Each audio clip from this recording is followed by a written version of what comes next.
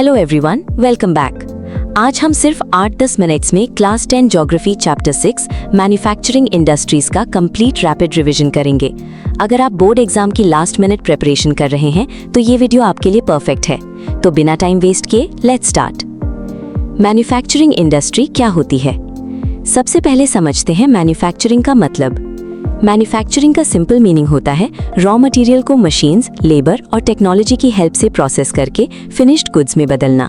जैसे कॉटन से क्लोथ्स बनते हैं, शुगर केन से शुगर बनती है, आयरन ओर से स्टील बनता है और स्टील से कार्स, ब्रिजेस और मशीन्स बनाई जाती हैं। इसी प्रोसेस को मैन्युफैक्चरिंग कहते हैं।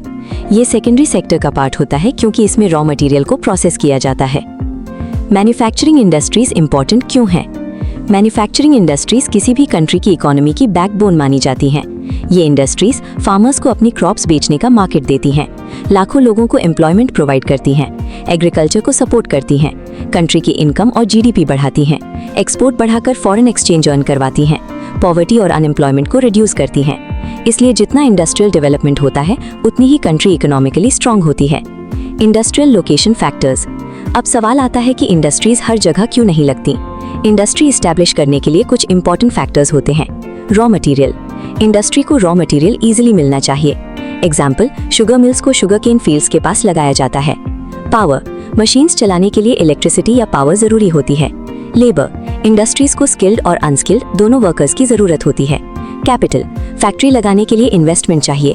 ट्रांसपोर्ट। रोड, रेलवे, पोर्ट्स और एयरपोर्ट्स होने चाहिए ताकि रॉ मटेरियल और फिनिश्ड गुड्स इजीली ट्रांसपोर्ट हो सकें। मार्केट। इंडस्ट्री वहां लगती है जहां प्रोडक्ट्स की डिमांड हो। वाटर। कई इंडस्ट्रीज में कूलिंग और प्रोसेसिंग के लिए बहुत वाटर यूज होता है। Government policies. गवर्नमेंट भी इंडस्ट्रीज को इंसेंटिव्स, टैक्स बेनिफिट्स और इंफ्रास्ट्रक्चर प्रोवाइड करती है।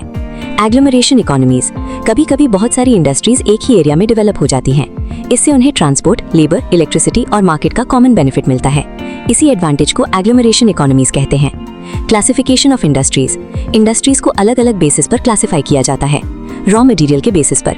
एग्रो बेस्ड इंडस्ट्रीज, ये एग्रीकल्चर प्रोडक्ट्स पर डिपेंड करती हैं।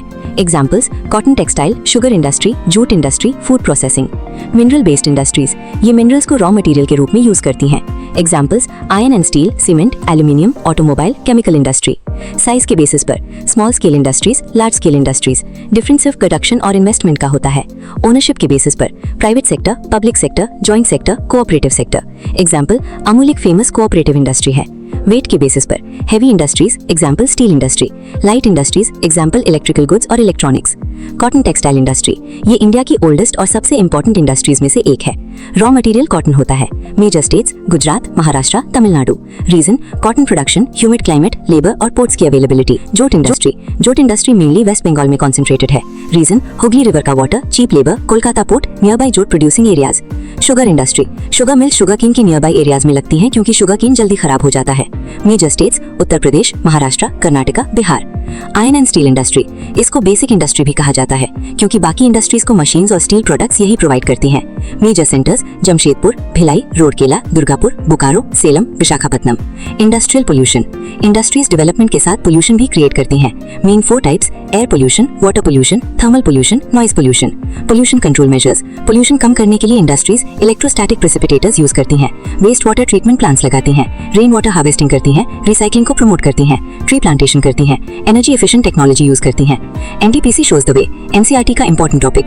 एनटीपीसी ने एनवायरमेंट प्रोटेक्शन के लिए फ्लाई ऐश रीयूज की, वेस्ट वाटर रिसाइकिल किया, ग्रीन बेल्ट्स डेवलप किए, हाई एफिशिएंट इक्विपमेंट इंस्टॉल किए, एनवायरमेंटल मॉनिटरिंग सिस्टम्स यूज किए। ये सस्टेनेबल इंडस्ट्रियल डेवलपमेंट का बेस्ट एग्जांपल है। Final rapid recap. Manufacturing equals raw material to finished goods. Secondary sector. Importance equals employment plus GDP plus export plus development.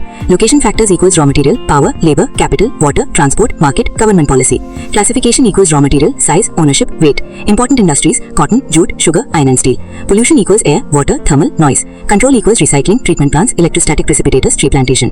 NTPC equals sustainable development का best example. और इसी के साथ complete manufacturing industries chapter का rapid revision finish होता है। अगर ये वीडियो हेल्पफुल लगी हो तो लाइक, शेयर और चैनल को सब्सक्राइब जरूर करिए। मिलते हैं नेक्स्ट सीबीएसई रैपिड रिवीजन के साथ।